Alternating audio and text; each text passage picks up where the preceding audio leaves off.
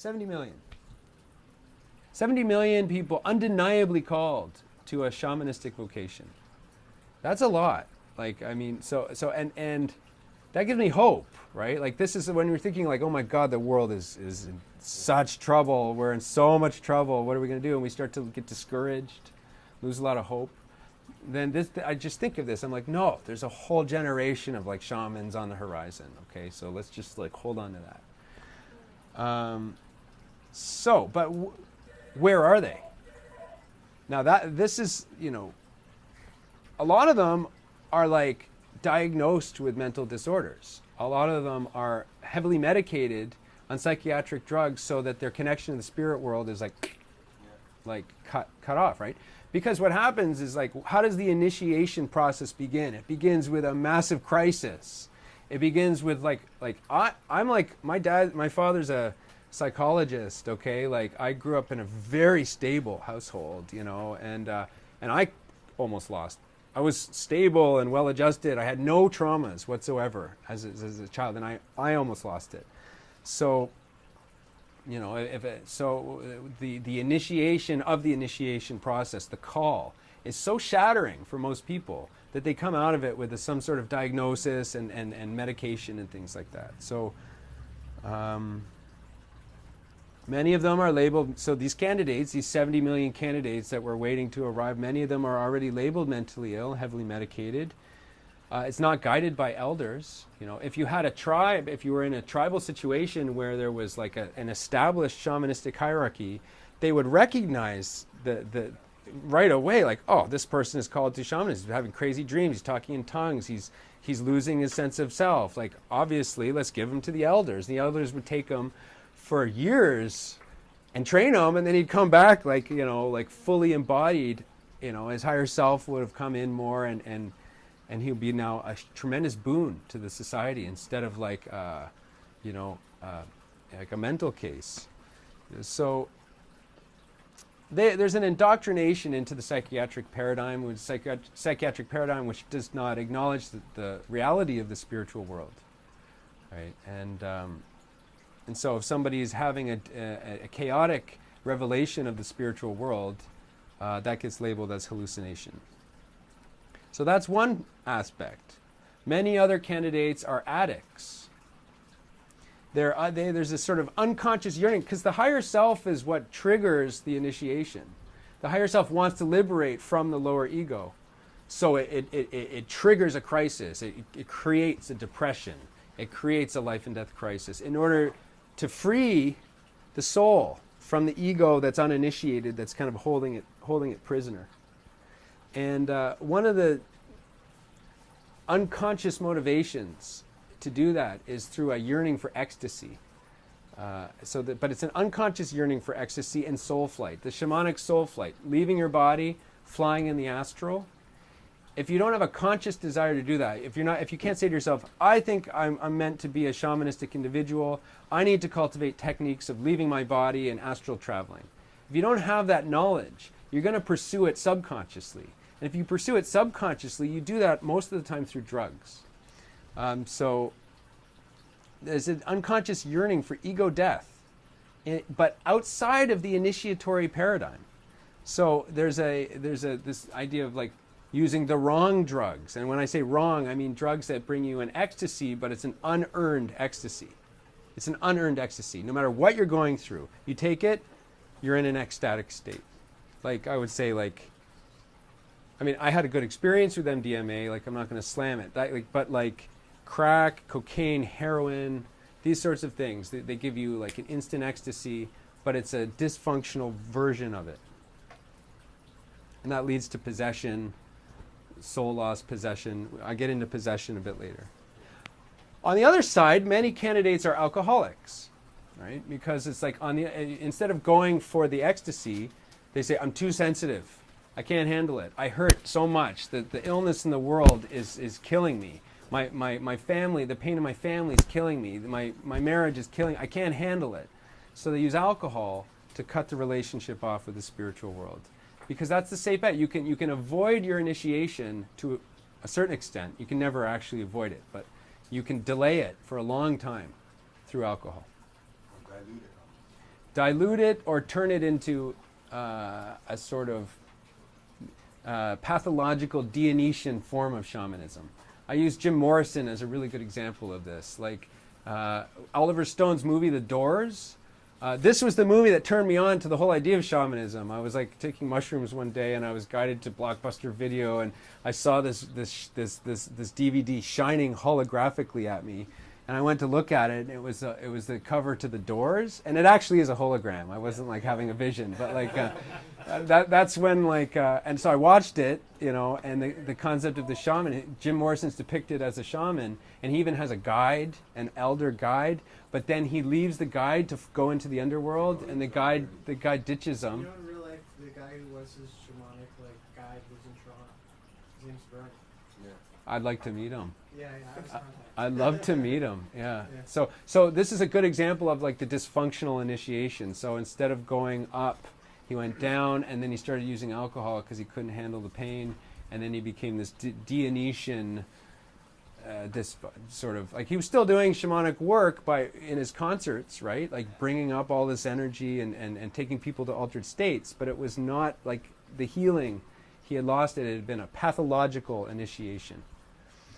So the alcohol. Artists. Many others are artists of every sort, but uninitiated artists. So an uninitiated artist can't really fulfill their potential. There's a tendency to become pathologically self-absorbed, pathologically ungrounded, this idea of the artistic temperament, like the artist that just can't manage to get it together. And sometimes they create works of brilliance, but sometimes they're just a mess, and they become alcoholics or drug addicts or sex addicts or whatever. And there's this chaos and instability to the artistic path. But the artistic path is no different than the shamanic path. An artist is somebody who goes into an altered state of consciousness, receives an inspiration, a vision, and then returns to translate it through craft into a symbol that can be shared. So that is very much the shamanic archetype. So a true artist, like a true shaman, must be able to journey in the higher realms of consciousness and come back to share the fruits of the journey. And uninitiated artists either have difficulty accessing the higher realms, like they can't tap into the visionary realms, and so they create like modern art.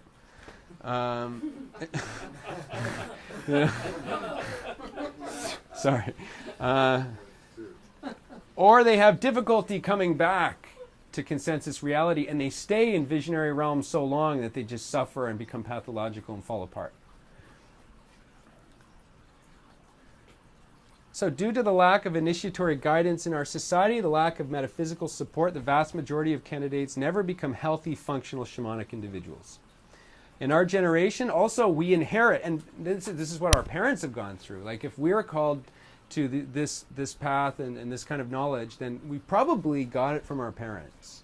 But our parents were probably not tapped into this the way we are. Like they didn't have the technologies available the way we do.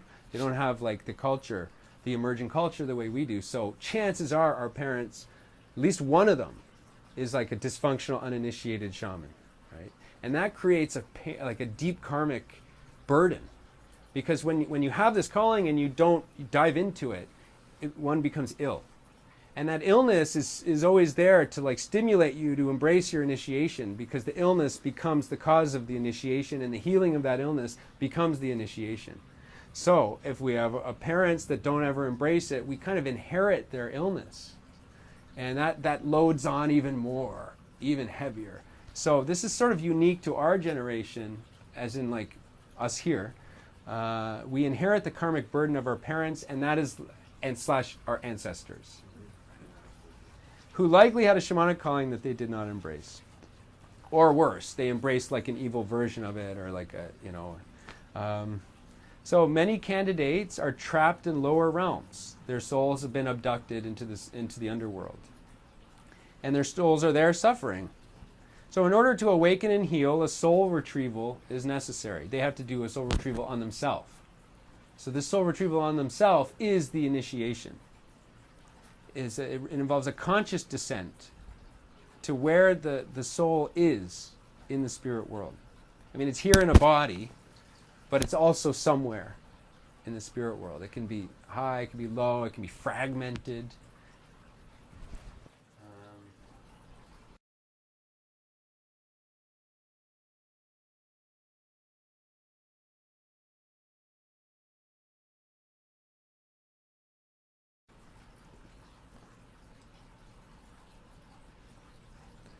So I would go on to say that we are living in a very special time in history because I just have to get my power cord here because I'm running out of batteries already.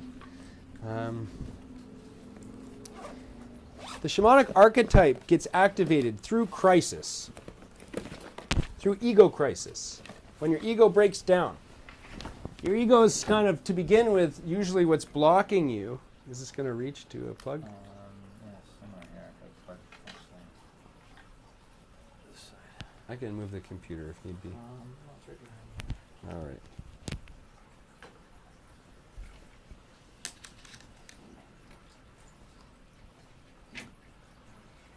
So, ego crisis. In an individual case, the ego breaks down. Let's say you have an existential crisis, you lose a loved one, you lose your job, you lose something valuable, you lose a limb, something. That crisis opens you up to the initiatory energies that are in your deeper soul. Now, if we take that metaphor and we apply it to the world, we see the whole world is going through a crisis. Humanity is going through a crisis. You could call it an ego crisis, a spiritual crisis, and so that's activating the archetype at a global scale. So this archetype is actually welling up from the depths of the collective unconscious, in every realm, in every culture. You're seeing it start to emerge. Okay, so it's, like I said, it's a kind of a spiritual compensation for the crisis. So throughout history, the call to the initiation is brought about by a life or death crisis, and the initiatory journey is precisely what brings you through the crisis to a radically transformed and healed life, a new life. So at this time on Earth, if we're all going through a collective life and death crisis, there's a sort of open call for everybody. It's not an elite few that are being called. It's in everybody. So everybody's invited to activate it in themselves. So we're getting out of this idea of it being appropriate for only an elect few. Maybe only an elect few will really cultivate it and incarnate it to such an extent that they could be called a shaman. I would say to call somebody a shaman is to say they've really incarnated the archetype to a significant degree. And I don't think it's possible to be a shaman in your 30s. It's a real shaman is in their 70s and 80s, passing on the knowledge to a new generation. They've already been through all the tests. They've passed many, many devilish temptations and many, many trials and tribulations, and they've overcome. Then they're shaman, But don't call yourself a shaman if you haven't faced down the devil, so to speak, Will it have to do with the individuation process? Because you're going still through that individuation process, that you could be a shaman. To link it to the Jung, individuation is Carl Jung's word for shamanic initiation. And to use his term, I would say the shadow work that's necessary to do to be a reliable shaman is really intense, and it takes a long time, because the more light you get, the darker your shadow gets as well. So if you get power, spiritual knowledge, spiritual power, spiritual abilities, you're now going to have to face down the devil's side of that. That's going to always tempt you to abuse it. So the more power you get, you have to really pass these tests, and the tests never stop. So it's one of the traps that people fall into is identifying with being a shaman too soon, before they've really passed these tests, and then they're meat, they're bait for the devil, because they get really inflated, and then things slip in, and then they become sorcerers without even realizing it. Yeah, they become sorcerers. So let me skip through this. The archetype of the shaman is different from the archetype of the mystic. When you think of what is a mystic, you kind of imagine somebody in a cave meditating, right? But a shaman resonates more with the hero archetype or the spiritual warrior archetype. There's a sense of dynamism. It's not just stay put and commune with God. It's more go make a journey, go fight something, go retrieve something, go and then journey there and go share it, and So it's sort of like action and service oriented. It really resonates with the warrior archetype. So after being violently persecuted, witch hunted, and exterminated is not too severe a term, like genocidally exterminated. The shamanic knowledge in our civilization is now returning. It's not returning from a culture anywhere. It's returning from the collective unconscious. So each person can relate to it in their own personal way and incarnate it in their own personal way.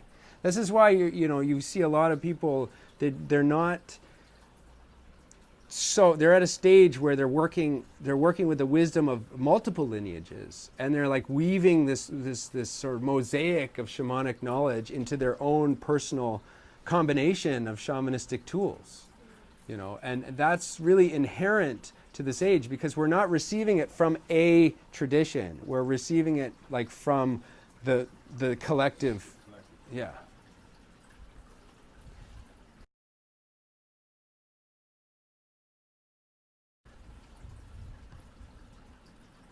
So I would say, given that, like, I think we can all sort of feel the reality of this crisis, like, bearing down on us. We need a guiding mythology, and it's the shaman is the sort of hero of our age, the appropriate hero of our age. When we think, like, who's going to help us? Who's going to help us? We think, oh, well, the shamans are going to help us. What myth are we relying on to give us a sense of guidance? And it's this initiatory myth. We're all really touched by this idea and inspired by this idea of being initiated, going on a journey, being transformed, returning from our initiation with all these gifts to share. I think that this really touches us in a very primordial way right now. It gives us this idea of shamanism, shamanic initiation. It gives us a mythological narrative of hope, of healing, of spiritual transformation, of redemption, of restoration, and of evolution. All amazing things, everything we need right now. And this is what this mythology carries for us. So let's explore the archetype now. So I'm going to give you a list of 20 aspects of the archetype. And at the end of this, like, you say, oh, I really resonate with this one, I really resonate with this one, this one not so much. By the end of it, you do an archetype map, a constellation map. And you can do it really works very well if you do it as a mandala.